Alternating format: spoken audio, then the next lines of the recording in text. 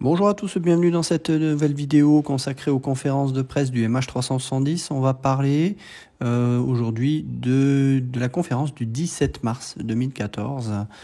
Dans cette conférence, on a une personne que l'on n'avait jamais vue auparavant, qui est justement à droite du ministre des Transports. C'est en fait le ministre des Affaires étrangères.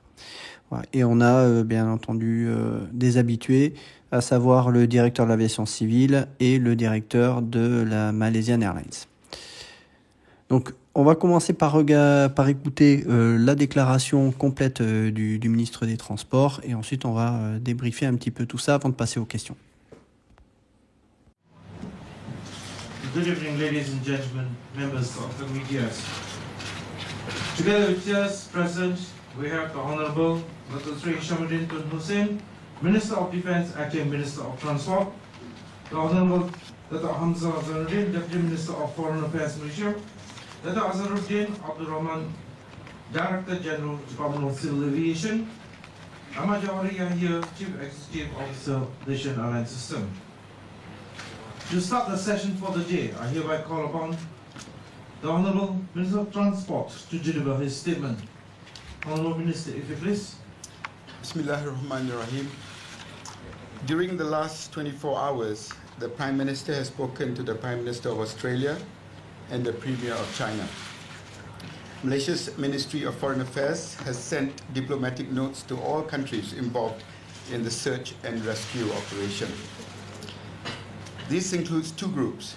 First, countries in the search corridors, and second, countries from which we are seeking assistance and expertise. For countries in the search corridors, we are requesting radar and satellite information, as well as specific assets for the search and rescue operation.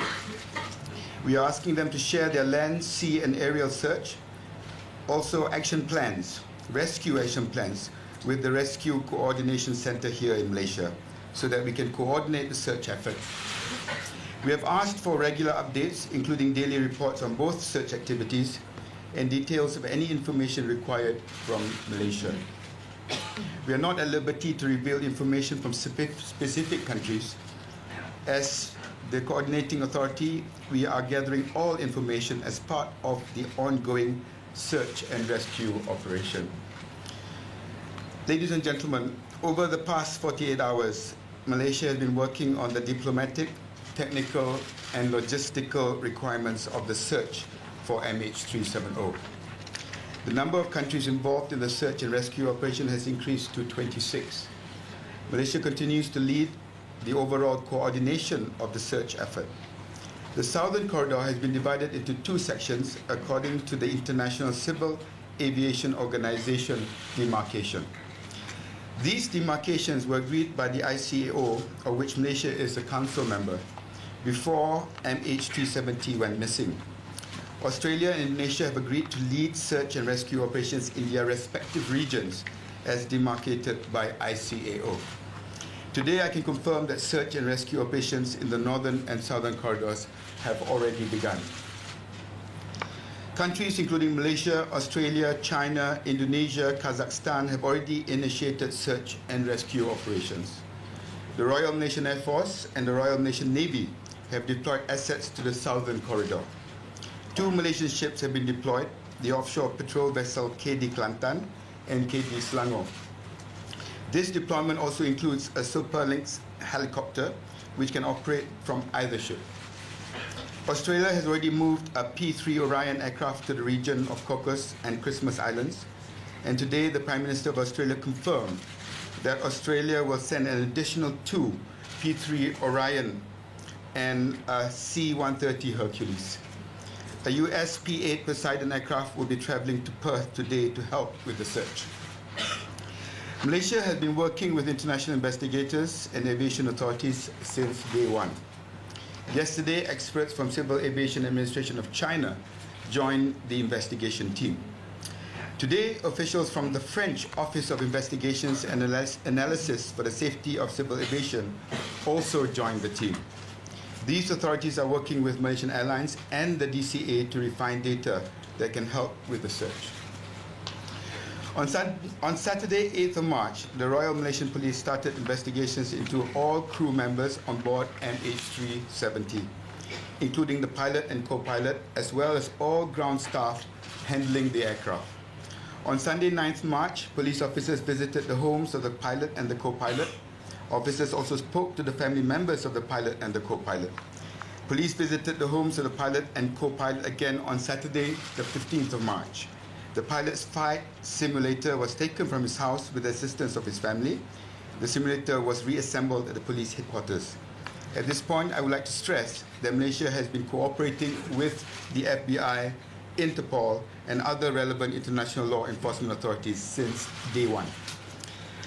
I would also like to address the speculation that Malaysia has held back information about the MH370 movements. For the families, I understand that every day prolongs their anguish.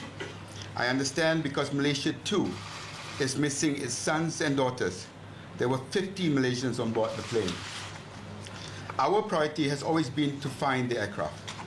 We would not withhold any information that could help, but we also have a responsibility not to release information until it has been verified by the international investigation teams. This responsibility is not only to the families and to the investigation, but also to the search and rescue operations. It would be irresponsible to deploy substantial assets merely on the basis of unverified and uncorroborated information. As soon as the possibility emerged that the plane had carried out an air turn back to the Straits of Malacca, we expanded our search to that area. I would like to reiterate the US investigating team's statement about that decision. Based on the information and data given by the Malaysian authorities, the US team was of the view that there were reasonable grounds for the Malaysian authorities to deploy resources to conduct search on the western side of peninsular Malaysia. As soon as we verified and corroborated the new satellite information as to the possible last known whereabouts of the aircraft, we recalibrated our search efforts to the northern and southern corridors as announced by the Prime Minister. After my statement, we will release a more detailed map of the northern and southern corridor, which looks something like this. Malaysia Airlines has set up operation centers in both Kuala Lumpur and Beijing to care for the families of the crew members and passengers. MAS has allocated each family a caregiver who will be on 24-hour duty. They have sent more than 100 staff and caregivers to Beijing. The airline gives daily briefings to the families. They provide counseling sessions, and they contact families that have elected not to come to Malaysia between 2 or 3 times a day. Ladies and gentlemen, over the past 2 days, we have been recalibrating the search for MH370. It remains a significant diplomatic, technical, and logistical challenge.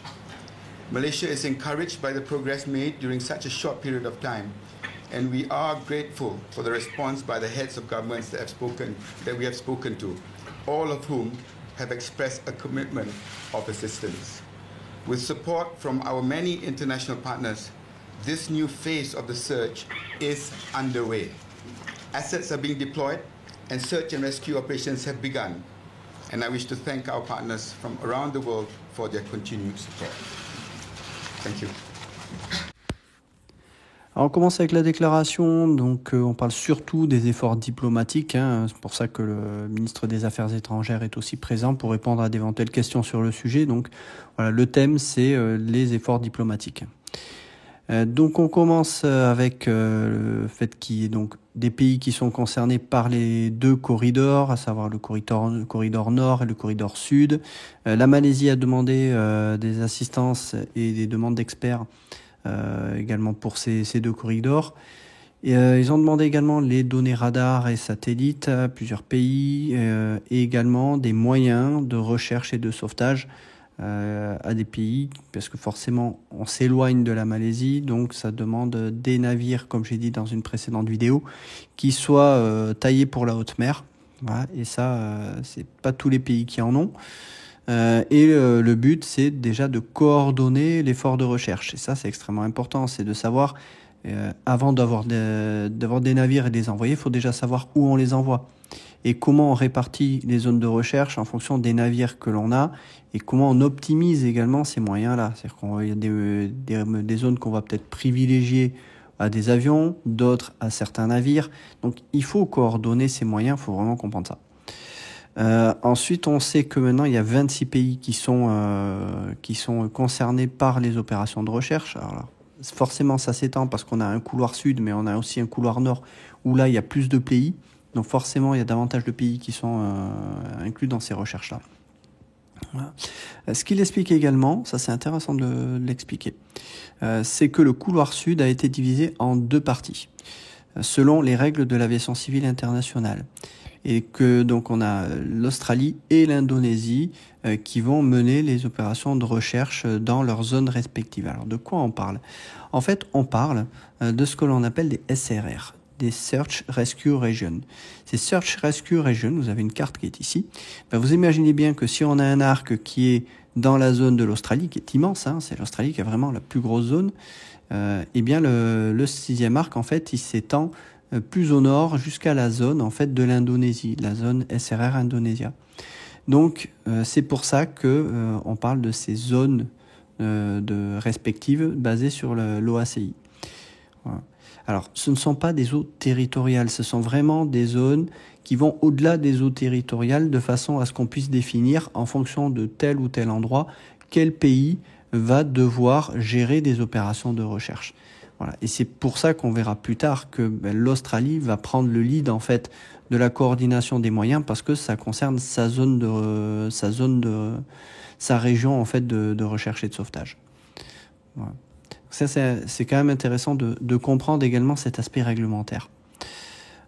Ensuite, on a donc on parle des pays qui sont concernés par les opérations de recherche et que ces opérations ont déjà commencé, à savoir la Malaisie, l'Australie, la Chine, l'Indonésie et le Kazakhstan. Donc là, on est vraiment sur le corridor nord.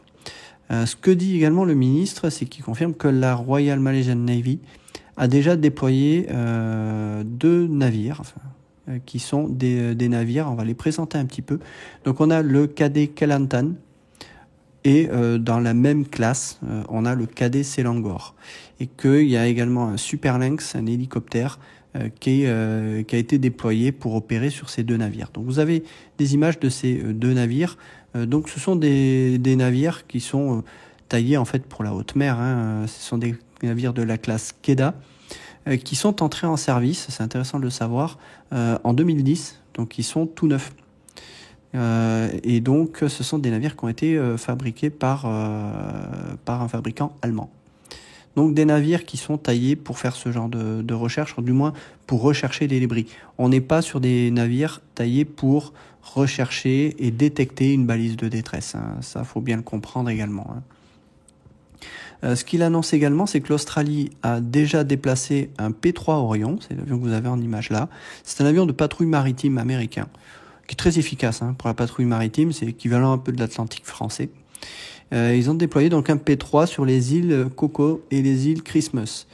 Pourquoi? Parce que ces îles Coco se rapprochent un peu de l'arc, de la partie nord de l'arc du corridor sud.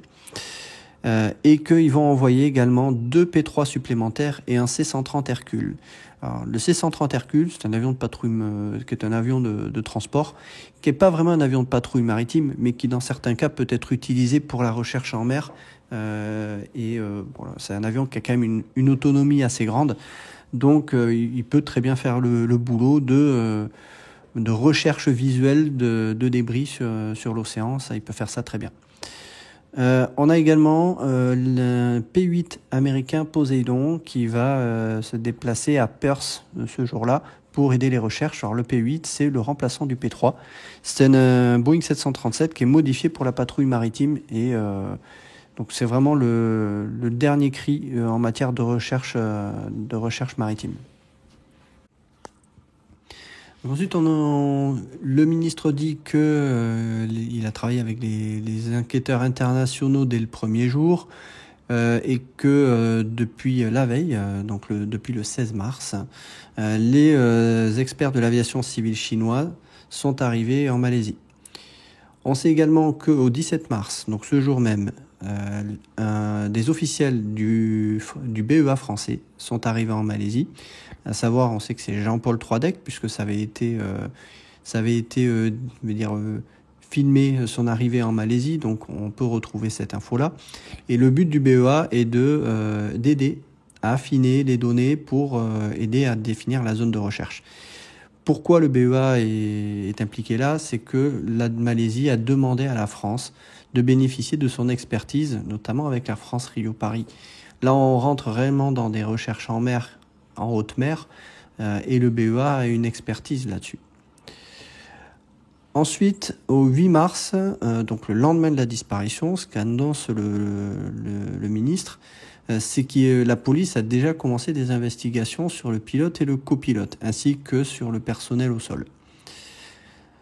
Et au 9 mars, il indique que la police est allée visiter le domicile du pilote et du copilote et qu'ils ont parlé avec la famille. Donc, visiblement, il n'y a pas de perquisition.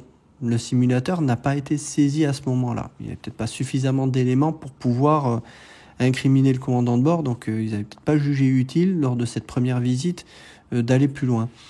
Ce qu'il indique, c'est que c'est le 15 mars que la police est retournée au domicile du commandant de bord et qu'ils ont saisi à ce moment-là le simulateur de vol avec la coopération de la famille. Ce qu'il indique aussi, ça c'est un point qui va faire débat régulièrement, surtout parmi les complotistes, c'est que il insiste bien que la Malaisie a coopéré avec le FBI et Interpol et d'autres agences internationales depuis le premier jour. Ce point du FBI, il revient souvent dans pas mal de théories. Pourquoi le FBI est impliqué dès le premier jour? Ça peut se comprendre. Déjà, le FBI va être un peu concerné pour avoir une expertise par rapport au simulateur de vol du commandant de bord, mais ça viendra après. Mais il faut bien comprendre que le FBI est présent dans quasiment toutes les ambassades de par le monde. Il y a des représentants du FBI dans chacune des ambassades quasiment. Et que là, on parle d'un avion américain, donc forcément les Américains, dès que ça touche à un avion américain, ils se posent la question, est-ce que ça serait pas Boeing qui serait visé? Donc il y a toujours un représentant du FBI qui va être, un contact, en fait, qui va faire le lien entre le pays en question et les États-Unis, de façon à voir si les intérêts américains ne sont pas concernés. De la même manière, faut savoir que la France a des gendarmes dans la plupart des ambassades et que la gendarmerie nationale coopère régulièrement avec des enquêtes dans d'autres pays via les ambassades. Donc, cette histoire du FBI, on l'a fait souvent monter en mayonnaise. Personnellement, je n'y vois pas quelque chose de suspect. Voilà. Il dit également qu'il y a pas mal de spéculations sur le fait que la Malaisie aurait fait de la rétention d'informations. Bon, il se justifie aussi là-dessus. Donc, ce qu'il dit pour se justifier, c'est que il serait irresponsable de diffuser des informations qui n'ont pas été vérifiées par les enquêteurs de l'équipe internationale. Et ça, je suis tout à fait d'accord avec ce qu'il dit. Et que ce serait également irresponsable de déployer des moyens sans avoir vérifié et corroboré les informations qui amènent à aller chercher dans tel ou tel endroit. Oui, c'est tout à fait normal de penser comme ça. Il précise également que c'est sur la base du conseil de l'équipe d'enquête américaine que la décision a été prise justement de déployer des moyens de recherche sur la partie ouest de la Malaisie. Alors ça, il y en a qui vont sauter sur l'occasion pour dire ce sont les Américains qui ont dit aux Malaisiens d'aller chercher à l'ouest pour détourner leur attention. Non. Il faut bien comprendre que ces informations-là, elles sont connues depuis le premier jour à partir de radars malaisiens et que ce sont ces informations-là qui ont permis aux Malaisiens de dire on va aussi chercher de ce côté-là. Donc faut aussi débunker tout ça. Ce qui dit également, c'est que dès qu'ils ont vérifié et corroboré les informations satellites, ils ont relocalisé leurs efforts de recherche sur les deux corridors, nord et sud, comme l'avait annoncé le Premier ministre, et qui va remettre en fait une carte plus détaillée de ces corridors. C'est ce qu'il montre brièvement dans la vidéo. Voilà. Et ensuite, ce qui précise également, alors ça concerne plus la Malaysian Airlines, qui a déployé des moyens, surtout du personnel, pour pouvoir rentrer en contact et assister les familles des victimes des disparus chinois. Voilà, puis pour le reste, voilà, rien de spécial sur la suite. Et donc, on va pouvoir passer aux questions. Là encore, on a des questions en malais, je les ai traduites et je vais pouvoir vous les mettre en direct avec la vidéo. Okay, ladies and gentlemen, Q&A session. We'll start from this corner up here. Yes.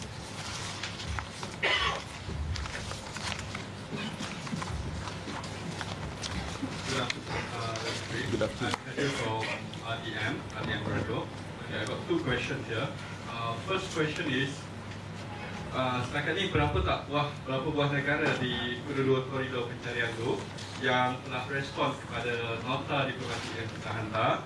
Dan satu lagi, hari ini Daily Mail telah menyiarkan footage CCTV di KLA menunjukkan kedua-dua pilot MAS 370 di periksa badan mereka waktu melepasi garisan keselamatan. Maybe Hamzah dan Mas. Terima kasih.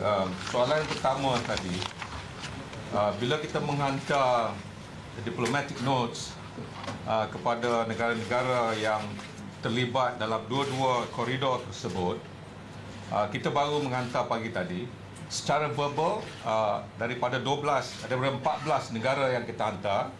Kita telah menerima kebanyakannya daripada mereka, hampir lebih daripada separuh sudah pun kita terima. InsyaAllah saya rasa semuanya akan dapat memberi sokongan dan juga asisten daripada apa yang kita minta. Jadi masalah ini tidak akan timbul kerana kebanyakannya sudah setuju secara verbal. Okay. On the MAS. UMS. Local, please, local. Okay, MAS. This regarding the, I think the what you call the security tape about the pilots being checked at the security checkout. I think that's something that the security personnel of Malaysia Airport will have to respond. Dato', Sri, Suri dari Astrawani, ada tak dapat so far what's the forensic radar from countries, Northern Corridor and also Southern Corridor, especially is there any radar receive maklumat daripada Diego Garcia? Dan soalan kedua, berapa kos pencarian SAR setakat ini dan adakah akan beri reimbursement kepada negara-negara luar yang turut terlibat dalam SAR ini? Dari segi kos saya agak terharu kerana negara-negara yang terlibat tidak memikirkan kos yang terpaksa dibayari oleh mereka. Dari segi kos yang dibiayai oleh negara kita, itu pun tak menjadi pertimbangan. Setakat mana yang kita mampu, kita akan pastikan bahawa ianya dapat dipenuhi supaya matlamat utama kita, iaitu untuk mencari dan mengesan pesawat dapat dikecapi. Berhubung dengan isu pertama tadi, Radar. Sudahkah ada? Dari segi maklumat, bukan saja dari segi radar tetapi satelit dan juga data berhubung kait dengan usaha pencarian kita menggunakan pesawat dan juga kapal-kapal yang ada. Kita dah umumkan tadi berapa negara yang terlibat dan kita belum sampai kepada tahap di mana saya mempunyai maklumat untuk dikongsikan bersama-sama dengan media hari ini.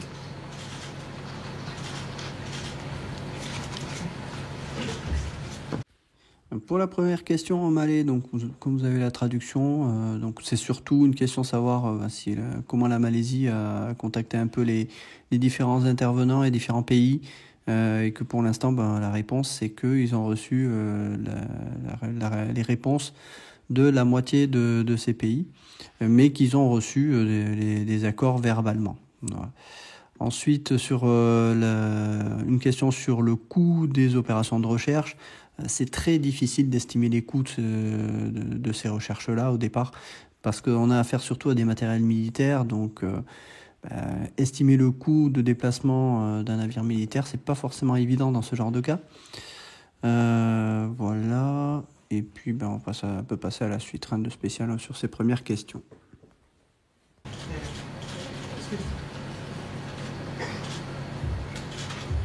Good evening, Dr. Sri. I'm Sudhir from the Millennial Online. I would like to ask, is the investigation looking into pilot suicide for either the pilot or the co-pilot, and has the investigation revealed any personal problems or money problems that either of them have had? The answer to the first question, yes, we're looking at it. And secondly, no, I cannot say for the moment.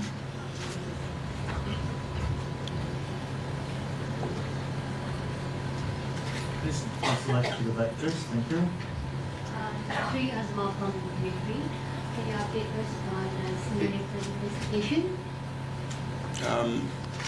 All that I have is what the Tan Sri IGP indicated to us yesterday and what was reiterated in my statement today. Okay, Selassie.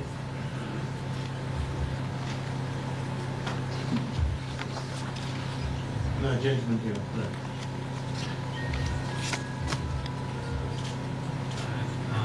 Ya. Bagi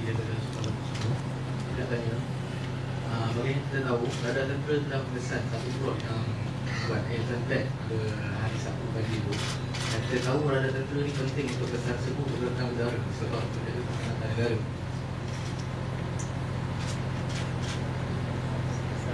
So, soalan dia, mengapa pihak tentera mengapa tak ambil tindakan untuk semak pesawat itu?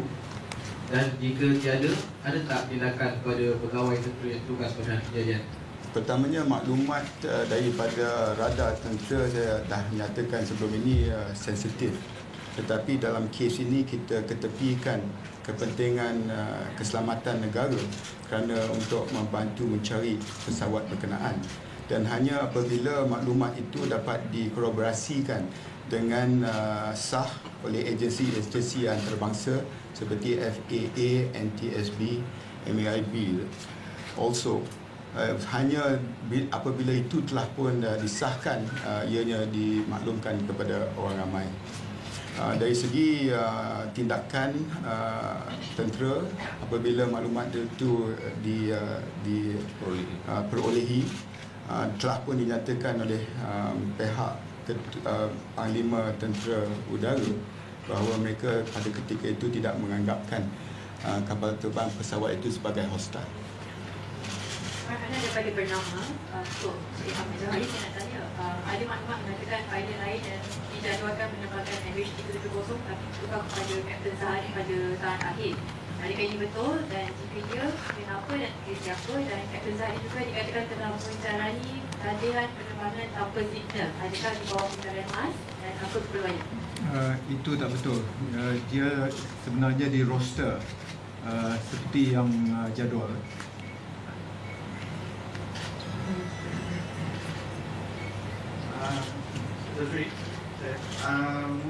Daripada mana tuan? Hari Syawal Ahmad dekat individu. Kita dah share maklumat radar kita dengan negara lain. Kita juga letak maklumat radar daripada negara lain juga kepada kita. Di mana letaknya keselamatan negara kita sekarang? Rangkaian maklumat saya sekarang itu telah dikongsi. Saya faham maksud soalan tadi dan memang melihat kehadapan kita kena kaji semula kemampuan kita kerana sedikit sebanyak maklumat yang kita telah kongsi bersama dengan agensi-agensi siasatan tadi akan menjejaskan setakat ini, tetapi tak pada tahap yang membimbangkan. Tetapi untuk jangka masa yang panjang, memang kita akan lihat semula kemampuan radar kita, dan ini setelah pun saya maklumkan kepada Yang Berhormat Perdana Menteri kita. Itu kita lihat selepas fokus dan keutamaan kita iaitu untuk mencari dan mengesan pesawat berkenaan dapat dicapai dahulu. Dato' Sri Sufi Ahmad daripada Berita Harian. Dato' Sri, macam mana nak menangani spekulasi oleh media asing yang sedikit sebanyak dah memberikan tingkat negatif kepada negara kita? Dengan menjawab setiap spekulasi dan dakwaan setiap hari seperti saya lakukan pada 5.5 hari-hari.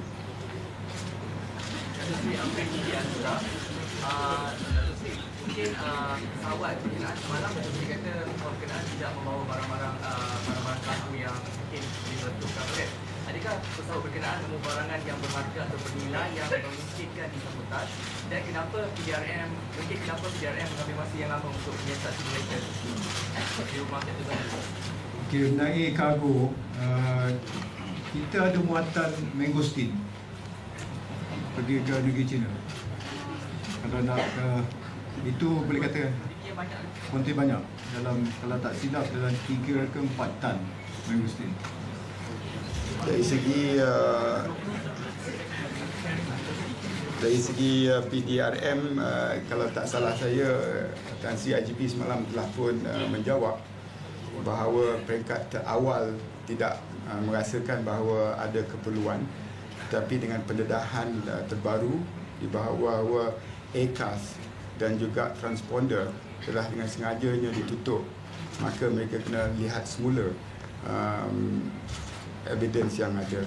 Itulah sebabnya mereka kembali ke rumah pilot dengan co-pilot. Tetapi saya nak tekankan di sini kerjasama daripada keluarga mereka, saya dimaklumkan cukup baik sekali. Okay, please, Datuk Sri, Dapat mana tuan? yang kuat daripada Ustaz Melayu tu, Sri. Ya. Datuk Sri, adakah setakat ini masih kekal dengan pendirian bahawa pesawat itu memang dibawa oleh seorang dalam pesawat dan dilencurkan ke kawasan lain?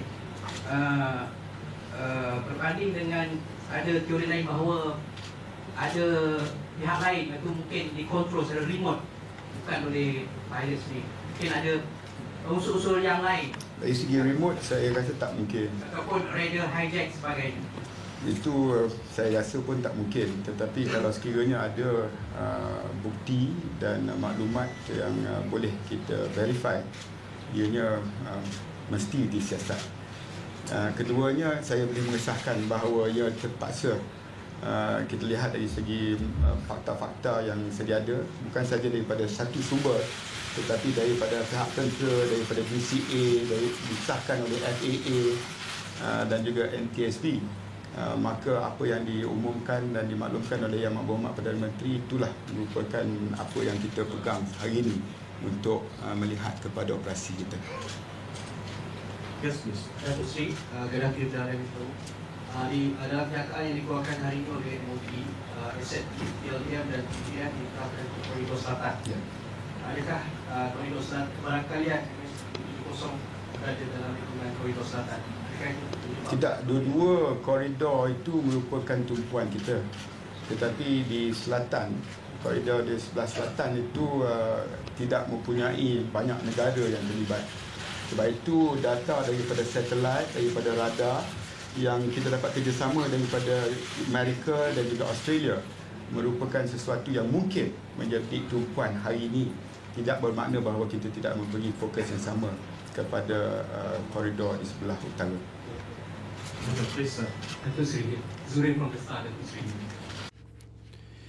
Alors une première question concernant les investigations, du moins l'enquête, à savoir si ils auraient trouvé chez le pilote ou le copilote des problèmes personnels ou des problèmes d'argent. Donc le ministre répond que oui, ils enquêtent bien sur les pilotes et copilotes, mais que pour l'instant il ne peut pas révéler certaines choses. Ensuite, une question concernant l'enquête sur le simulateur. Là, ce qu'il dit le ministre, c'est qu'il n'a pas plus de choses que ce qui a pu être dit par la police la veille. Dans la question amalée, on a justement le journaliste qui demande pourquoi les militaires n'ont rien fait, pourquoi ils n'ont pas contrôlé l'avion, à savoir l'intercepter, et pourquoi n'ont-ils pris aucune mesure contre l'officier de service le jour de l'incident. Donc là, on a directement un journaliste qui rentre dans le vif, qui est typiquement un point que j'ai déjà soulevé. Et je suis entièrement d'accord avec ce que dit ce journaliste. Après, de là, prendre des mesures contre l'officier de service, je ne sais pas quelles sont leurs méthodes de travail. Est-ce qu'ils ont des opérateurs qui surveillent l'espace aérien 24 heures sur 24 ? Si ça se trouve, ça n'est pas le cas. Voilà. Donc ce qui répond, c'est que les données radars militaires sont forcément des données sensibles. Et il était déjà indiqué par le commandant de l'armée de l'air qu'il ne considérait pas l'avion comme hostile à ce moment-là. Foutaise, j'ai envie de dire, là, c'est de la foutaise.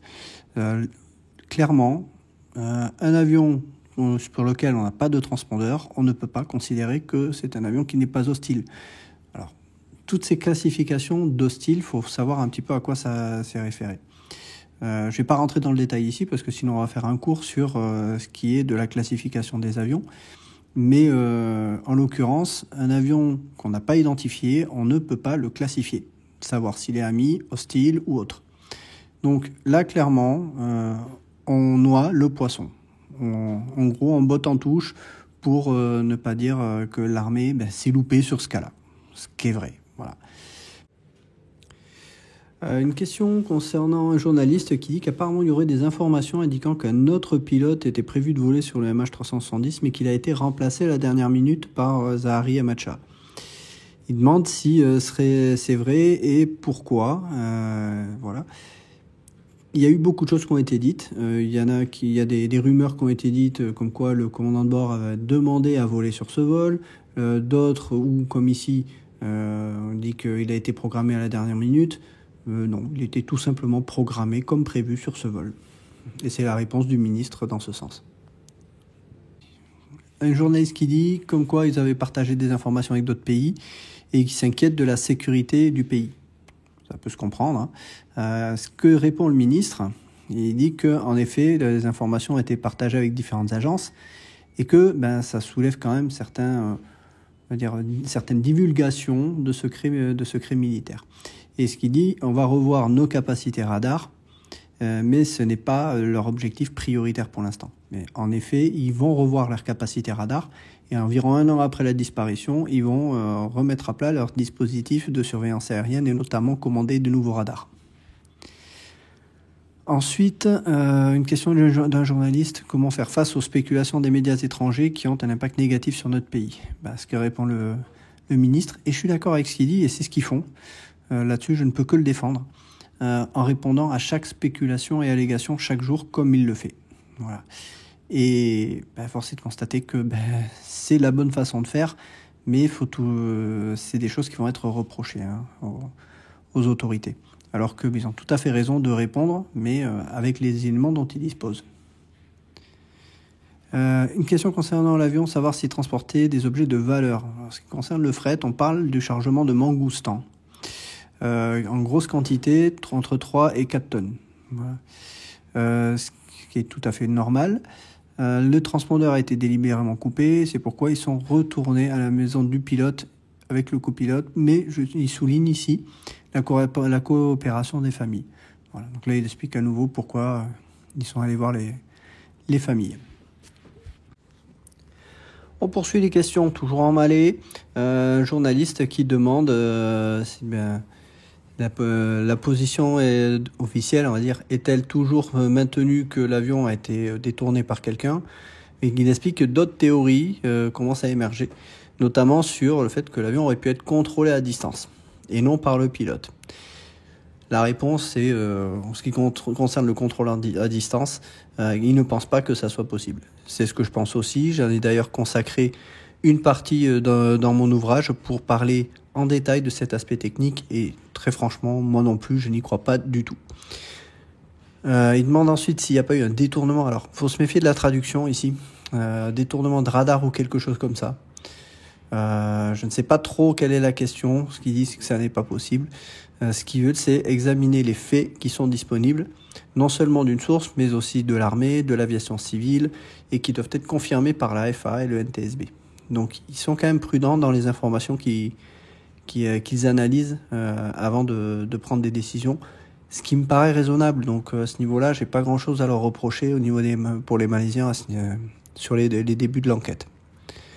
Dernière question en malais, est-il probable que le MH370 se trouve dans le couloir sud ? Ce qu'il explique, c'est que les 2 couloirs sont leur objectif et que les données satellites et du radar devraient permettre, justement, et ce qu'ils espèrent, améliorer visiblement les choses. Du moins, ils basent une grande confiance sur les données satellites, enfin, ils en attendent quand même beaucoup.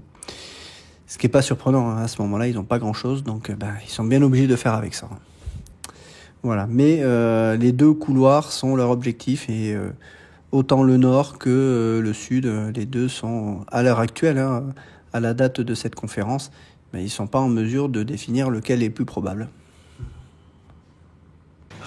Have the investigator talk to the pilot, the other pilot who claimed to have heard pilot of MH370 armory? Not that I know. Yes, please. That's Sri, Nurul Iman from FC.com.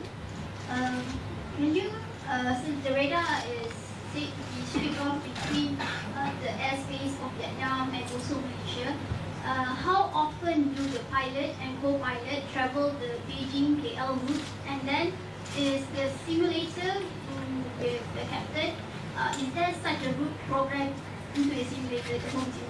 Thank you. First, I can just confirm that the ACAS system was turned off just off Kota Baru, and at Igari was the transponder. On whether it is a common thing, the second part of the question, That's a normal flight protocol. Normally, the Malaysian air traffic controller will hand over basically the flight to the Vietnamese air controller at Igari. It was just about the handing over point when we lost radar contact. Un journaliste qui parle, d'une rumeur visiblement que d'autres pilotes auraient entendu le pilote du MH370 marmonner. Alors, marmonner dans quoi? La radio? C'est pas très clair sa question. Je ne sais pas trop à quoi il fait allusion. Le ministre lui non plus. La question qui suit derrière est de savoir si les pilotes avaient volé régulièrement sur ce trajet. La réponse, on l'a pas, mais comme c'était un jeune pilote, là, le copilote, il avait certainement pas encore volé avec Azahari Hamacha. Et derrière, sur le simulateur, est-ce qu'on a trouvé une route? Alors la réponse qu'il donne, il y a une erreur de transcription. Donc ce qu'il peut juste confirmer, c'est que l'ACARS a été coupé à Kota Baru. Et donc il ne faut pas y voir Aircraft System, c'est l'ACARS. Ça a été mal traduit. Donc on voit que c'est quelqu'un qui ne maîtrise pas, je pense, le langage aéronautique. Après, on parle un peu du transpondeur. Après, c'est le directeur de la Malaysian Airlines qui dit que l'avion a été transféré normalement par le contrôle malaisien au contrôle aérien vietnamien. Et que cette procédure s'est faite de manière tout à fait normale. Yes, sir. Encik Ahmad Johari, Amirul from BFF Radio 89.9. The question is, pilots already go through psychological tests before they join. Will MAS relook into the sort of tests that they go? And second part, what are steps that MAS will take to reassure passengers about their safety on board plans? Well, first, the psychological test, the psychometric, psychomotor test and all that is a standard procedure for pilot recruitment. They must go through that test. In terms of going forward, we will obviously look into all this and see whether we can strengthen, tighten all the various entry requirement, examination. As far as the ensuring going forward, we are right now on what we call Code Tango. That's an internal code, which means it's heightened security code. That means that we look at every possible security, leaks or shortcoming. So going on board MAS flight is really a heightened security environment right now. Yes, sir. Your question. Recently, as 2 years ago, the East Turkmenistan Islamic movement has been accused of trying to hijack Tianjin Airlines, and they were successful. And now recently in our area in Thailand, we found a large movement of Uyghur nationals which were even handled the Thai authorities. Have your Chinese counterpart come back to this aspect of the investigation, since on Saturday the Prime Minister said someone might have deliberately switched off the transponder of the train? Has your Chinese counterpart gave any intelligence regarding to the possibility of being hijacked by these extremists or any groups in? Because Uyghur also was implicated in the recent Tianjin massacre situation. When we were discussing earlier regarding the 2 Iranians that traveled on stolen passports, the manifest was forwarded to the Chinese authorities and it was cleared. But as early as only a few hours ago, I've asked the Chinese intelligence and authorities to relook, re-intensify to the list that they have with them with that possibility. But at the moment, we don't find anything to corroborate what was said earlier.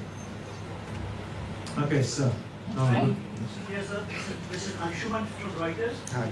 For the DCA or the MAS CEO, can you please confirm if the plane's emergency location transmitting system ELPS was working before the flight took off, or if not, because that could be controlled only by the ground staff. So do we have any information on the ELPS at all on this aircraft? For any aircraft before takeoff, all systems must be made, especially the emergency system, must be serviceable. So that's one of the major items that to be checked before flight. So that's going to be. I'm sorry, can you please answer, was this working or not? Because it needs to be checked, that's fine. But do we have any information? Was this on or was this off? Every emergency item, like the emergency locker terminal, will always put on arm. And it will trigger when it touch water or if it's crash, the aircraft crash. So it's always on arm. Alors d'abord, la première question du journaliste est de savoir si les équipages, les pilotes, passent des tests psychologiques pour entrer à la Malaysian Airlines, visiblement. Et ce qu'il insiste, le but, c'est de rassurer les passagers sur la sécurité des vols. Là-dessus, on parle un peu des tests. Ils disent qu'ils doivent les étudier, voir s'ils peuvent pas améliorer ça aussi. Mais que bon, ils ont actuellement des procédures en interne, ce qu'ils appellent le code Tango. Enfin, c'est traduit comme ça, mais c'est pas très clair comment ça s'appelle. Qui étudie d'éventuelles fuites de sécurité ou des événements. Voilà, toutes les compagnies ont ce genre de services qu'on appelle les services de qualité. Voilà, qualité, sécurité. C'est ce qu'on appelle la QS.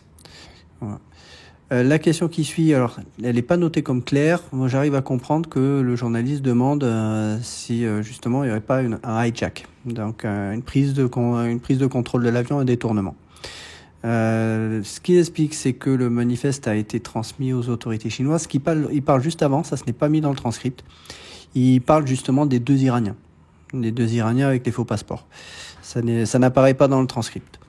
Il a demandé aux autorités chinoises de revoir également la liste. Voilà, donc chaque pays est contacté pour on va dire enquêter sur les personnes de son pays pour voir s'il n'y a pas une possibilité que certaines personnes puissent être impliquées. Pour l'instant, ils n'ont rien pu confirmer. Voilà. La dernière question concerne, alors on parle de Planes Emergency Location. Alors, est-ce qu'il parle vraiment des systèmes de balises de détresse? La réponse, elle concerne d'autres systèmes. Alors, il parle déjà, c'est le directeur de l'aviation civile qui dit que tous les systèmes doivent être en service au moment où l'avion doit décoller. Il y a tout un tas de procédures dans les avions par les pilotes qui vérifient si tel ou tel système fonctionne. Ça fait partie des SOP, les Standard Operating Procedures. C'est ce que font les pilotes dans toutes les checklists. Ensuite, il parle que certains équipements d'urgence, on parle là, je pense, des équipements soit d'évacuation, soit de balises de détresse, je ne sais pas trop, se déclenchent lorsque l'avion touche le sol ou se crache. Donc il est possible que ce soit la balise de détresse dont on parle. La balise de détresse, en effet, est prévue de se déclencher de manière automatique lorsque l'impact comporte une certaine accélération supérieure à un certain nombre de G, pour qu'elle se déclenche automatiquement. Ça marche très bien au sol. Le problème, c'est si on est dans un crash en mer, dès l'instant où l'avion s'écrase, il y a une temporisation qui fait que le système ne va pas se déclencher à la seconde près. Donc, il faut attendre, je crois que c'est une quarantaine de secondes, ça je l'ai étudié dans mon livre, j'en parle. Et ce délai, le temps que le système s'active, si l'antenne qui émet le signal de détresse en direction du satellite est sous l'eau, le signal ne passe plus. Donc, qu'on n'ait pas reçu de message de détresse si l'avion s'est crashé en mer, Ça peut s'expliquer. Okay, please, your question, one with the mic. Yeah, the Washington Post. For any of you, have you been able to determine if any passengers attempted or succeeded in making cell phone calls or placing text messages after the plane rerouted towards the west? I have not. Have not attempted or have not been able to find? Well, so far we have not had any evidence from any what called telephone company of any number they're trying to contact. But anyway, we're still checking. There are millions of records that they have to process. Right? It's being done as part of the investigation.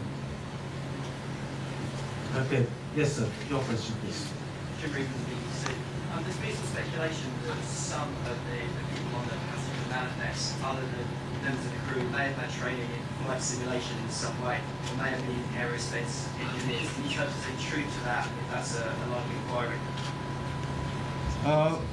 Well, the passenger manifest has been passed over to the police to check on each, the background of each passenger.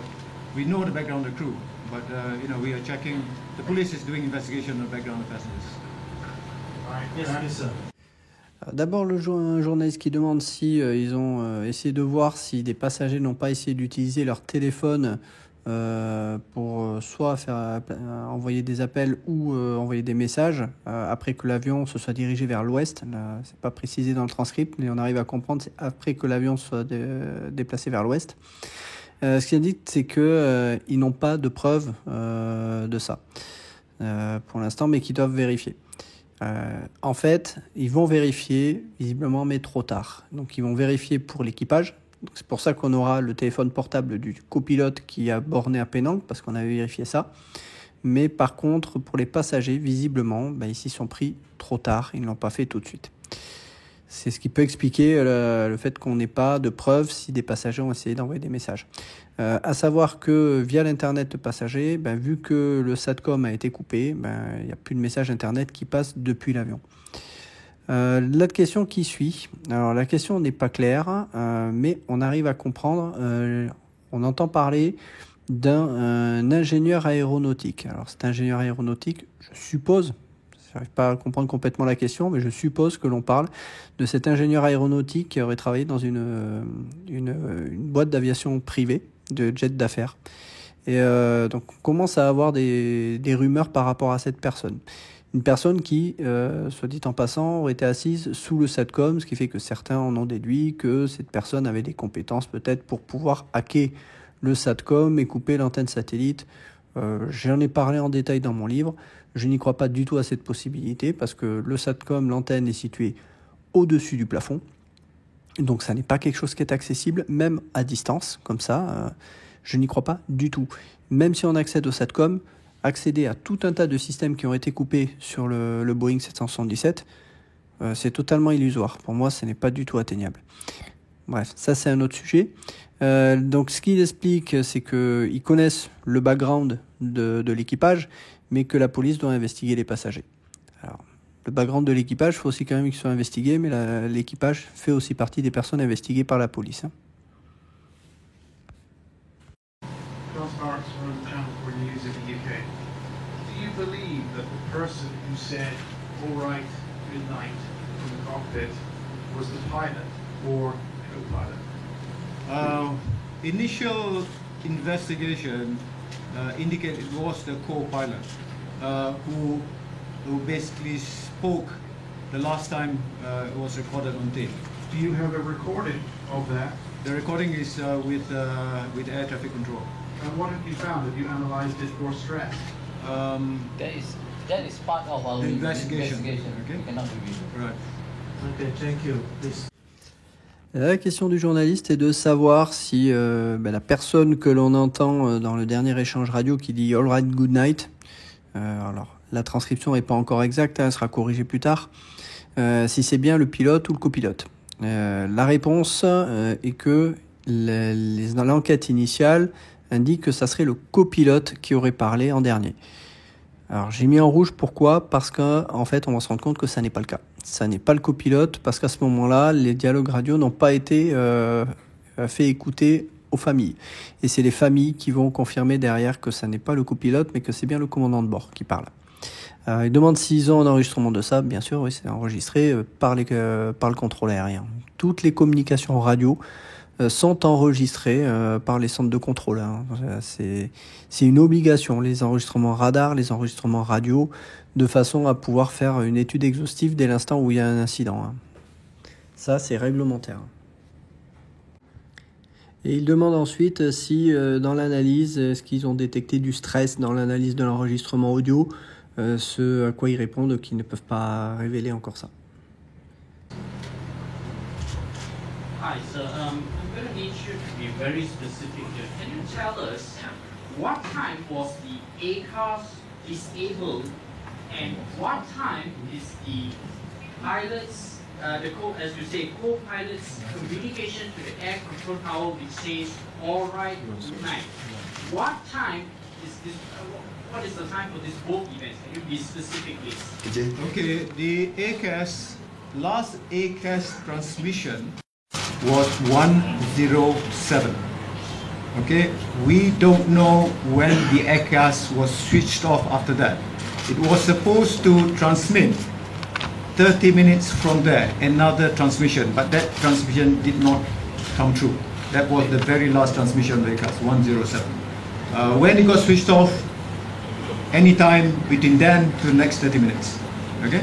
As far as the pilot comm or the pilot communication, understand according to the record, it was about 119. Understand?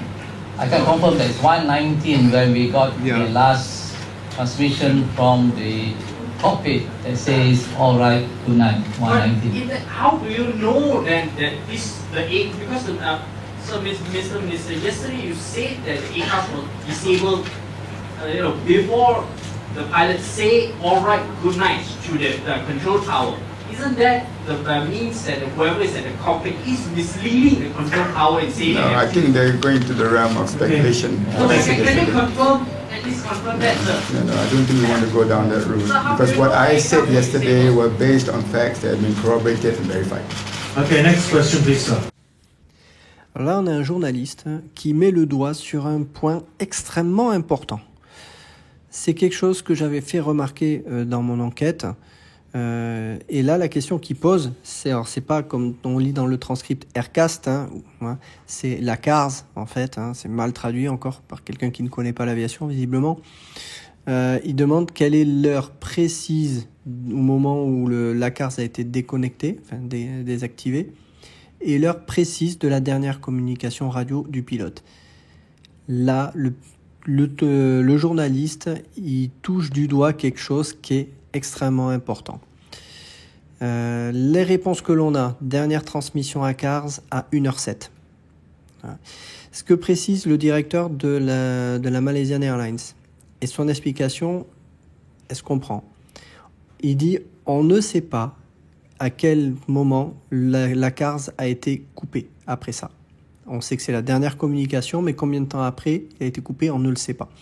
Ce qu'il explique, c'est que l'avion était supposé transmettre 30 minutes après. Je vous renvoie vers une vidéo précédente, j'en ai déjà parlé. Quand on regarde les communications à CARS qu'a échangé l'avion avant cette heure du 1h07, c'est espacé de 5 minutes. Donc, est-ce que l'avion était supposé transmettre son prochain message 5 minutes après, comme il l'a fait pour les messages précédents, ou alors 30 minutes après, ce qui serait, on va dire, un report de position toutes les 30 minutes, qui est le minimum réglementaire auquel était tenue la Malaysian Airlines. Ça pose question, parce qu'en effet, cette question des 30 minutes, elle va avoir un impact qui peut permettre de tout changer. Pourquoi ? Ce qu'il explique, donc on ne peut pas savoir dans ce délai de 30 minutes à quel moment elle a été coupée. Il précise ensuite que la dernière communication du pilote est à 1h19. Ça veut dire que le prochain message était prévu à 1h37. Et là, le journaliste, lui, il percute parfaitement. Pour une fois qu'on a un journaliste qui percute, il demande comment vous pouvez expliquer ça. Voilà. Donc, pour dire que le système a vraiment été désactivé avant que le pilote ait ce dernier échange radio. Là-dessus, on sent que les autorités sont un peu embarrassées. C'est le ministre qui intervient pour dire on va pas aller dans les spéculations. Parce qu'en gros, ce qu'ils disent, ce qu'on a dit hier, c'est basé sur des faits qui ont été vérifiés. Le problème, c'est que moi aussi, j'en fais une analyse qui est, on va dire, plus prudente et qui est plus proche de ce que dit le journaliste. On ne peut pas affirmer avec certitude que la CARS a été coupée avant le dernier échange radio. Il peut très bien avoir été coupé après. Mais il y a tout à fait des chances qu'il ait été coupé avant. Ça aussi. Et que la personne qui répond à la radio a déjà commencé à faire des actions de couper certains systèmes qui permettaient de suivre l'avion. C'est tout à fait possible. Voilà, donc là, on a un journaliste qui pose des questions qui sont intéressantes, peut-être un peu techniques pour certains. C'est pour ça que j'essaie de vous les expliquer là, parce que ce point-là, il est extrêmement important. Question from the Australian Broadcasting Corporation. Just, is it unusual that wasn't detected, for example, from the tower, that the ACAS was switched off? Is that something that would normally come up on a warning light or something like that? No, there's no indication in the tower for the communication of the pilot at that point of flight is from our air traffic control center. And we have no indication at the control center to say that the ACAS switched off. It was revealed when we did the investigation that the information was not downloaded by the ACAS to the center in MES. Alors là, je vais intervenir à nouveau pour amener quelques précisions. On a un journaliste qui demande si c'est habituel que la CARS soit coupée. Visiblement, si on a une indication à la tour, ou du moins dans le contrôle aérien, si la CARS est coupée. La réponse du directeur de l'aviation civile, elle est claire, et il a tout à fait raison. Non, il n'y a pas d'indication à la tour. Alors, le contrôle aérien n'est pas destinataire des messages à CARS. Voilà.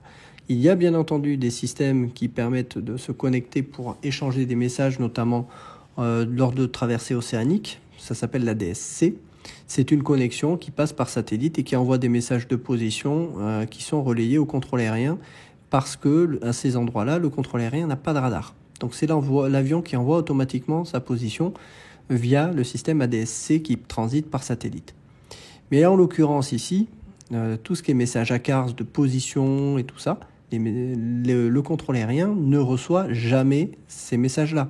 Ce sont des messages qui sont destinés principalement à la compagnie aérienne pour recevoir la mise à jour de la position, mais à aucun moment le contrôle aérien, et c'est le cas en France également, ne reçoit les messages à CARS. C'est pour ça que quand il y a une procédure, par exemple, où on perd le contact avec un avion, un contact radar, le contrôle aérien peut se mettre en relation avec les opérations aériennes de la compagnie pour demander s'ils n'ont pas des informations à CARS, parce qu'on ne les reçoit pas. Voilà. Donc il faut bien comprendre ça. Et donc, ce qui explique qu'ils n'ont pas d'indication que la CARS a été coupée par les centres de contrôle. Voilà. Ce qui est tout à fait normal. Just ask another question. I think a lot of us are a bit confused as to why or not, or why it's two distinct corridors rather than every possibility in between the two corridors where the plane might have gone. Why is the satellite saying, okay, there's that corridor there, and then in a completely different direction, there's that corridor there? It is very technically processed and researched, and we got the 6 handshake by Inmarsat, the satellite service provider, and the satellite is geosatellite on top of Indian Ocean and looking at a very big area, and they have latitude, and the satellite can only see the aircraft at an elevation, and they can see this aircraft elevation of 40 degrees, and the only information of each of the handshake is a time where the handshake took place, and we don't know where it is. There's no indication of no coordinates. Therefore, we calculated from the last point at Straits of Malacca. We calculated well, we route the aircraft on the minimum speed that 777 could do and the maximum speed. The minimum speed goes to Laos, ended in Laos, and the maximum speed ended at the edge of Caspian Sea on the North Corridor. Therefore, the North Corridor stretches from Laos right to Caspian Sea, whereas on the south route, the minimum speed goes at this west of Sumatra, and the maximum speed goes down to the south of Indian Ocean. Therefore, the southern corridor stretches from west of Sumatra, east of Sumatra, right to south of Indian Ocean. And that's been verified by NTSB, FAA, AAIB.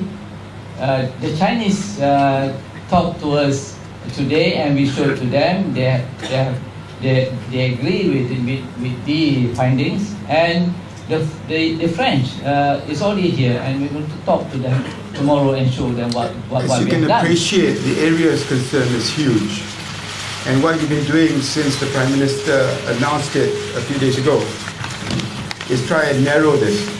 And that is why the countries that are closest or have assets, whether it's satellite, radar, or assets on the ground, have been contacted.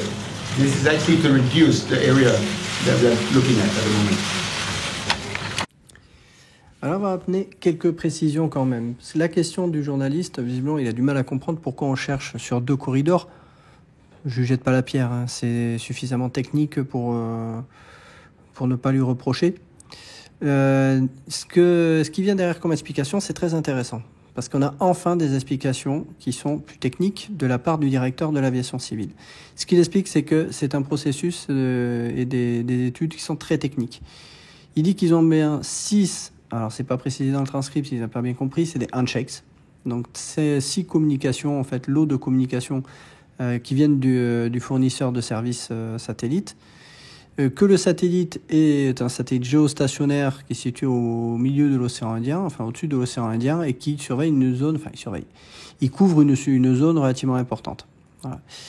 Et ce qui explique, c'est que le satellite peut juste voir l'élévation de l'avion. Alors, quand on parle d'élévation, c'est la position verticale, en gros, de l'avion par rapport au satellite. En fait, c'est pas tout à fait ça. C'est que c'est retranscrit sous forme d'une élévation. Pourquoi ? Parce qu'en fait, c'est une question de timing. Ce qu'on nous dit, c'est que l'avion, en ce moment, est à une élévation de 40 degrés par rapport au satellite. Quand on crée une élévation, on regarde donc à un certain angle par rapport au satellite, et on a une distance, ça nous permet de tracer ce cercle. Parce qu'on sait que l'avion a répondu avec un certain temps, ce cercle nous permet de définir une distance, et donc on sait que l'avion il est sur ce cercle. Donc la notion d'élévation ici, elle est un peu complexe à comprendre. C'est pour ça que j'essaie de simplifier plutôt par rapport à une question de distance. Mais voilà, l'élévation donne une certaine distance. Voilà, pour pas rentrer plus dans les détails techniques. Voilà. Ce qui dit bien, c'est que ça nous donne aucune indication ni aucune coordonnée. Donc c'est pour ça qu'on n'est pas sur quelque chose qui est précis. Il explique ensuite qu'ils ont dû calculer à partir du dernier point dans le détroit de Malacca, donc le dernier contact radar. Ils ont dû faire une route avec la vitesse minimale et une route avec la vitesse maximale. Et que ça permet de donner ces portions d'arc, en fait. Ces portions d'arc qui sont données sur les images qui montrent, qui sont mitraillées par les journalistes. Hein. Donc une portion d'arc dans le nord et une portion d'arc dans le sud. Alors, je vais vous donner un peu plus de précision là-dessus. Sur cette image-là, vous avez donc les 2 arcs qui sont montrés en fait sur les images. Hein. C'est pas les images qui montrent, mais ce sont c'est des arcs qui sont reportés sur une carte. C'est pas le plus important. Le plus important, c'est de comprendre un peu la logique. À partir de ces arcs, comment on a déterminé en fait ces arcs ? Eh bien, tout simplement en prenant les vitesses. Et quand vous prenez les vitesses, vous voyez qu'à la vitesse minimale, par rapport à sa dernière position, eh bien, on a donc une possibilité que l'avion ait pu se retrouver quelque part sur ces arcs. Donc on a le bout d'un arc qui correspond à la vitesse mini et l'autre bout de l'arc qui correspond à la vitesse maxi. Voilà pour comment on peut déterminer que l'avion ne peut pas être ailleurs que sur ces arcs-là au moment de la transmission. J'insiste bien, c'est pas forcément l'endroit où il s'est crashé. C'est l'endroit où il a émis ce 6e handshake. Voilà. Donc on a ces précisions de la part du directeur de l'aviation civile, donc c'est bienvenu, parce qu'on comprend un petit peu mieux certaines choses. Après, plus tard, il y a des rapports plus complets d'Inmarsat qui vont expliquer tout ça. Ce qu'il explique, c'est que ces données ont été vérifiées par le NTSB, la FAA, la AIB, que les Chinois leur ont demandé aujourd'hui de leur montrer ce qu'ils ont fait. Et également la France, qui est arrivée donc aujourd'hui, ce jour-là, ils doivent en parler demain avec le représentant du BEA, qui est Jean-Paul Troidec. Le ministre intervient en disant que la zone est vaste. Voilà, ils essayent de réduire cette zone de recherche parce que c'est quand même immense et que c'est pourquoi ils ont demandé à plusieurs pays des moyens, que ce soit des moyens en navire, des moyens satellites, radars, etc. Également au sol, parce que forcément, il y a des portions sur l'arc nord qui sont dans les terres, donc il faut aller voir est-ce qu'il n'y a pas éventuellement quelque chose dans les terres, il faut aller regarder également ça. Voilà. Mais pour l'instant, ils en sont au point de réduire cette zone pour savoir exactement où aller chercher. Voilà. Okay, please, your question, please. Getting from Straits Times Singapore, can you tell us last week the passengers families were told to expect the worst? Is this position being maintained at the moment right now, or is there some hope, more hope that some passengers are surviving this? The second question is that can you confirm whether foreign security agencies have vetted and cleared the background of the pilots? On a personal basis, for the families, I always pray, whether if it's hope against hope. But the urgency and the ground that we need to cover, it is very important for us to focus. And that's why we have impressed on everybody not to speculate. Because when we have to look into speculative reports, it will distract us from our immediate concern, which is to find the aircraft. Hello, question from CNN, Pyongyang. The U.S. FBI says that they have a team ready to deploy to Malaysia, but it has specifically not been asked by the country to assist beyond the 2 agents it already has here. That's not Is true. there a reluctance to That's not true. That's clearly a false information, because I've been working with the FBI from day one. La première question du journaliste concerne les familles en fait des passagers qui soi-disant leur auraient dit de s'attendre au pire. Je sais bien que c'est pas forcément évident à entendre pour les familles, mais quand on arrive là au 10e jour de la disparition, quand on n'a pas de nouvelles pendant 10 jours d'un avion qui se serait crashé on ne sait où, les chances quand même de retrouver des survivants sont quand même très rares. À quelques exceptions près, on prend le crash qu'il y a eu dans le Pérou, où une poignée ont réussi à survivre parce qu'ils ont réussi à cannibaliser pour se nourrir et survivre. C'était vraiment un cas très particulier. Bref, les chances qu'on retrouve des survivants quand même 10 jours après une disparition d'un avion sont quand même très minces. Ce qu'elle demande également, c'est de confirmer si les ministres des Affaires étrangères, enfin, les services de sécurité étrangers ont écarté le background du pilote. Je ne vois pas pourquoi les services de sécurité étrangers s'intéresseraient au pilote, puisque le pilote est malaisien, c'est à la Malaisie de s'y intéresser. La réponse du ministre, d'abord par rapport aux familles, c'est de dire que lui prie pour espérer qu'on puisse retrouver des survivants, mais bon, pour moi, il n'y a pas trop d'illusions à se faire. Et il dit également qu'il ne faut pas spéculer et à chaque fois qu'ils ont des informations qu'on leur donne, qui sont des informations spéculatives, ça les détourne de la priorité qui est de chercher l'avion. C'est toute la difficulté dans ce genre de choses. C'est de vérifier certaines informations sans que ça vous détourne trop de ce que vous êtes en train de faire. Donc là-dessus, il a raison. Deuxième journaliste qui dit que le FBI aurait une équipe qui serait prête à être envoyée en Malaisie, mais que on aurait ordonné, la Malaisie aurait ordonné de ne pas venir. Ce qu'il explique, c'est que c'est totalement faux et que c'est une fausse information, et qui travaille avec le FBI depuis le premier jour. Voilà.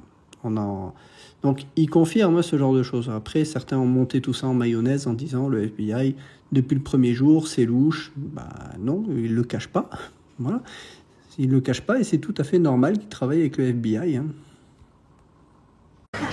Good morning, Gerald. What is the best calculation after 8/11, when the last time it was known, confirmed time? How long after that could it have flown? We estimate it could have another 30 minutes of fuel, depending on the speed it's flying. Okay, please. It seems 10 days has passed now, a series of errors, multiple criticisms. Is it not time for the Malaysian government to admit that they have made a decision? I think that's surely erroneous, because I've also got a lot of feedback that in the circumstances that we are facing, we have been very responsible in our actions. I think it is very irresponsible of you to say that this is the case.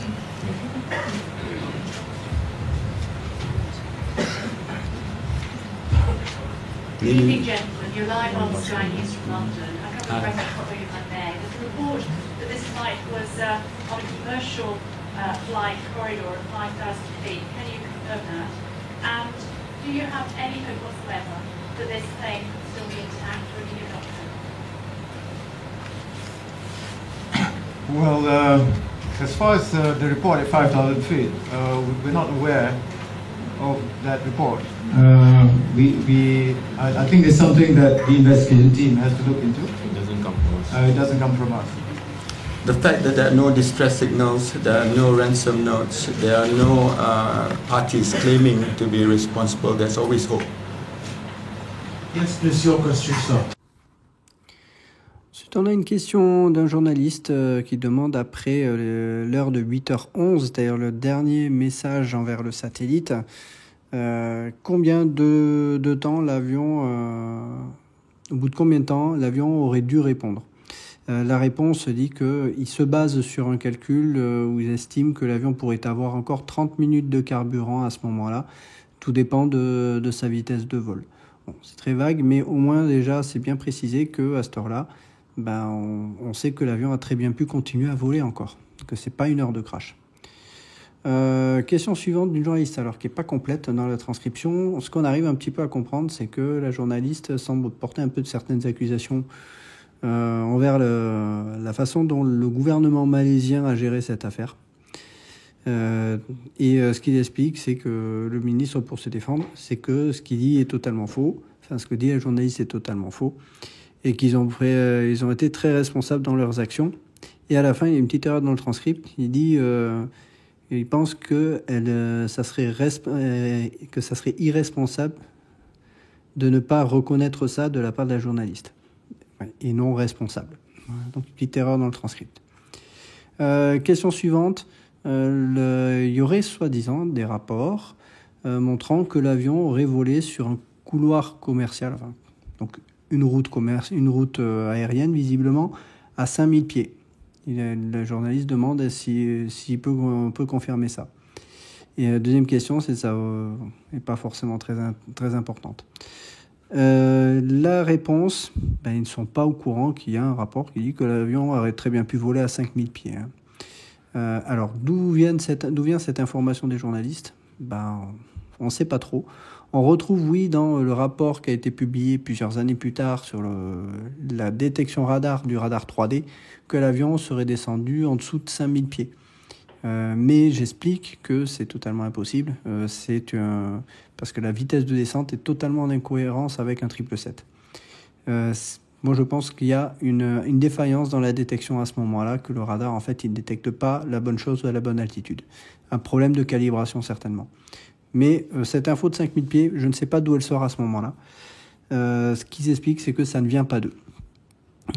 Le ministre intervient derrière pour dire que le fait qu'il n'y a pas eu de signal de détresse, qu'il n'y a pas eu de demande de rançon, qu'il n'y a pas eu de partis qui auraient qui ont revendiqué cet acte, fait que ils espèrent toujours.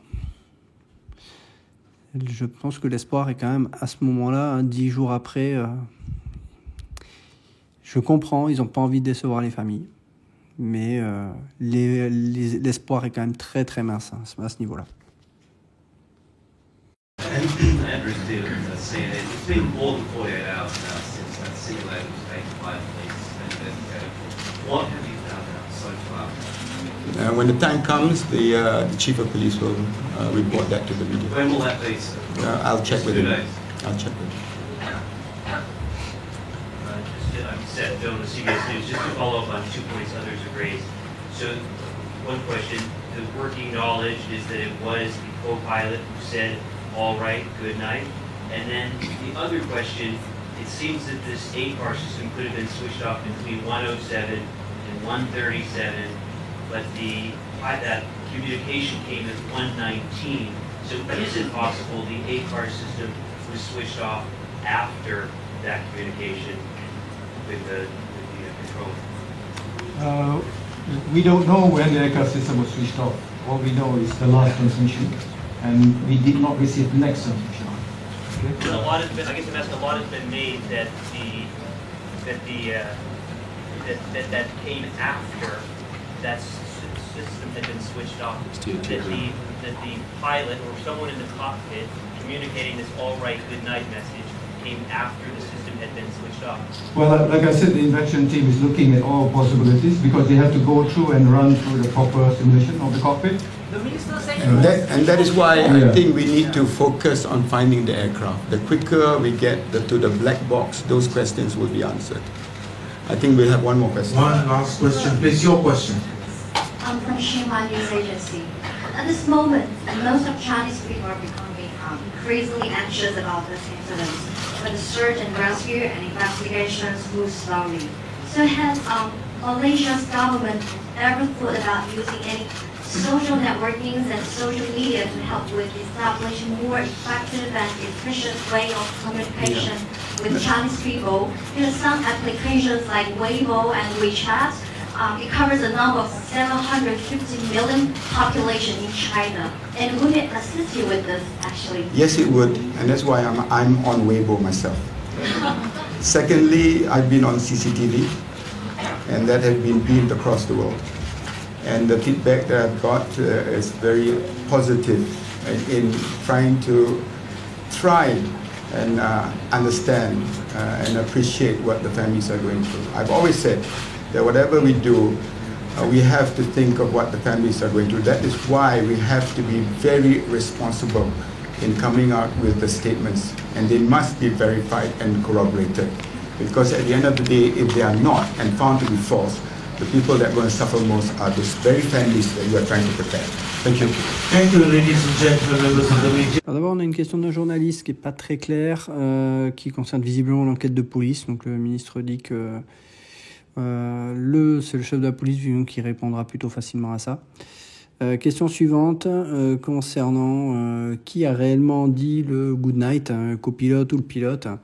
On revient à nouveau sur l'ACARS et non pas le Aircast, comme c'est noté dans le transcript, qui a été coupé à 1h07 et donc le prochain message étant prévu à 1h37.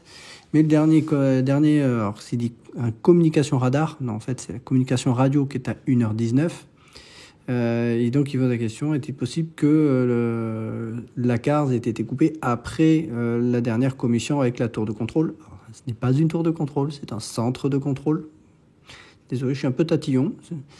Donc la réponse, c'est de dire, c'est plus que clair, c'est exactement la réalité. C'est qu'on ne sait pas à quel moment l'ACARS a été coupé. On sait quelle était la dernière transmission et on n'a pas reçu la transmission suivante qui était prévue. Voilà, c'est tout aussi simple que ça. Ensuite, ça continue sur les questions. S'il reste quelqu'un dans le cockpit qui a communiqué, enfin, on parle forcément de la personne qui est dans le cockpit et qui a répondu à la radio. Là, ce qu'ils disent, c'est qu'ils ont besoin d'aller investiguer davantage. Le ministre intervient pour couper court et dire, voilà, notre priorité c'est de trouver l'avion, et plus vite on trouve les boîtes noires, et plus vite on aura les réponses à nos questions. Voilà. Donc il refuse pour l'instant de spéculer sur qui était aux commandes, pourquoi, et en effet, c'est vrai que là, on est dans la spéculation. La dernière question concerne les familles chinoises qui trouvent que les recherches de sauvetage ont été très lentes. C'est vrai qu'ils ont mis du temps à réagir. Maintenant, après, ils ont quand même envoyé des moyens, ça on ne peut pas le nier. Ils demandent à ce que les autorités communiquent davantage avec des médias qui sont utilisés en Chine, à savoir, j'ai compris, Vimeo et WeChat. Donc là, il explique un peu, le ministre, qui va justement essayer d'améliorer ça à ce niveau-là. Mais il insiste également sur le fait qu'ils doivent être responsables sur le fait d'arriver avec des déclarations sur des éléments qui sont vérifiés et qui sont corroborés. C'est la base. Il insiste bien là-dessus, régulièrement. Je suis tout à fait d'accord avec ce qu'il dit. Ce qu'il dit, c'est que si ce n'est pas le cas et qu'on se rend compte que les informations sont fausses, ça ne fera qu'ajouter de la douleur aux familles et ils veulent les protéger par rapport à ça. Ça se comprend. Et moi, je suis tout à fait d'accord avec ce qu'il dit. Et dans le discours que je vois, ça ne me choque pas. J'ai pas vu de grosses erreurs à ce niveau-là. Voilà pour cette vidéo assez longue. Faut dire que la vidéo en elle-même est déjà quand même assez longue, plus les commentaires pour essayer de vous donner plus d'explications. Vous voyez que on peut aller quand même bien au-delà de ce qui est dit, d'aller creuser, d'aller comprendre. Et c'est extrêmement important. C'est pour ça que je fais vraiment ces vidéos, j'insiste. Il faut comprendre le message qui est passé à ce moment-là, sur la base de quoi il est passé, quelles sont les informations dont il dispose, et essayer d'avoir comme ça une vision plus globale, mais surtout plus juste de la situation, plutôt que de venir dire les Malaisiens, ils ont menti, ils ont caché ça. Quand on regarde les conférences jour après jour, on se rend compte que globalement, la communication, elle n'est pas parfaite, mais elle n'est pas non plus catastrophique. Il faut bien se mettre à la place des autorités, ils n'ont pas beaucoup d'éléments. À l'heure actuelle, là, ce qu'ils ont, ce jour-là, ils ont que des données satellites qui n'ont jamais été utilisées pour essayer de localiser un avion. C'est quelque chose de totalement inédit. Il n'y a pas que la Malaisie qui travaille là-dessus. Il y a les Américains, il y a les Britanniques, il y a la France, bref. La Malaisie n'est pas toute seule. Donc, c'est facile de rejeter la faute sur la Malaisie pour plein de choses, mais ils ont subi cette situation. Voilà, n'hésitez pas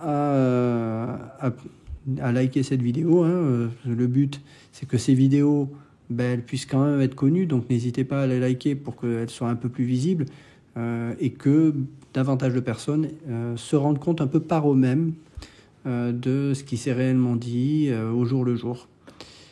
À bientôt pour la prochaine vidéo.